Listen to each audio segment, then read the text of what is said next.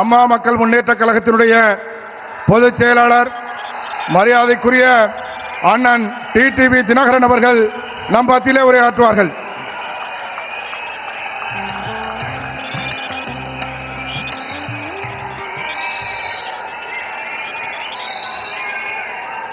தமிழ்நாட்டின் மத்திய பகுதியாகிய திருச்சி மாநகரில் இங்கே அலைகடல் என திறந்திருக்கின்ற இந்த தமிழர்கள் கூட்டத்திற்கு மாண்புமிகு பிரதமர் அவர்கள் வருகை புரிந்திருக்கின்றார்கள். கடந்த 10 நாட்களுக்கு முன்பு மதுரையில் பாண்டிய நாட்டின் தலைநகரில் வைகைக்கரை ஓரத்தில் அன்றைக்கு மாண்புமிகு பிரதமர் அவர்கள் நம்மோடு மதுரை மண்டல மக்களை சந்தித்துவிட்டு சென்றார்கள்.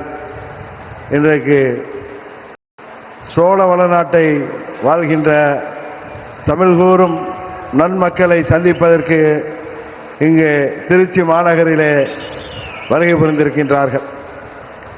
தமிழ்நாட்டின் முதலமைச்சர் எல்லா கூட்டங்களிலும் சொல்லிக் கொண்டிருக்கிறார், எல்லா பேட்டிகளிலும் சொல்லிக் கொண்டிருக்கிறார், இது தமிழ்நாட்டிற்கும் டெல்லிக்குமான தேர்தல் என்று. அவருக்கு இந்த நேரத்திலே ஒரு விளக்கத்தை சொல்லிக்கொள்ள நாங்கள் விரும்பப்படுகின்றோம். மாண்புமிகு பிரதமர் அவர்கள் டெல்லியில் இருந்து தான் ஆட்சி செய்ய முடியும், சென்னையிலிருந்து ஆட்சி செய்ய முடியாது என்பது முதல்வருக்கு தெரியாதா அல்லது பயத்தில் பேசுகிறாரா என்று தெரியவில்லை. ஆனால் இந்த நேரத்தில் ஒன்றை மாத்திரம் சொல்லிக் கொள்கின்றேன். மாண்புமிகு பிரதமர் அவர்கள் டெல்லியிலிருந்து ஆட்சி செய்தாலும் அவர் குஜராத்தை சேர்ந்தவர்.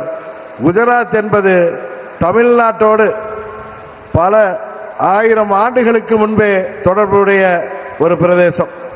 இன்னும் சொல்ல போனால் சங்க காலத்தில் 2ஆம் சங்க காலத்திற்கு முன்பே 5000 ஆண்டுகளுக்கு முன்பே குஜராத்தில் நமது வேளிர்கள் ஆட்சி, திராவிட குஜராத்தாக திராவிடர் ஆட்சி நடைபெற்ற பகுதி.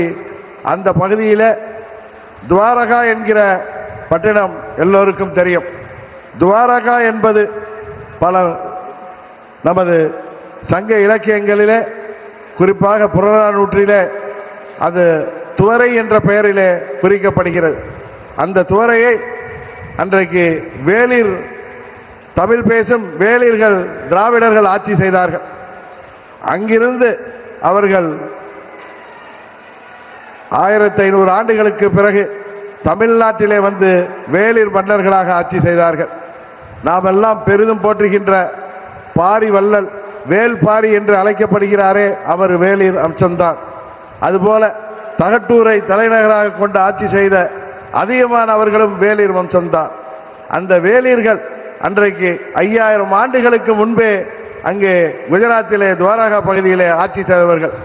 அந்த பகுதியிலிருந்து நமது பாரத பிரதமர் அவர்கள் இன்றைக்கு தமிழ்நாட்டிற்கு வந்திருக்கிறார். அதுவும் சொல்ல போனால் 2வது தமிழ் சங்கம் அன்றைக்கு கபாடபுரத்திலே நடந்ததாக நக்கீரர் போன்ற பல்வேறு புலவர்கள் தங்கள் உரையிலே சொல்லியிருக்கின்றார்கள்.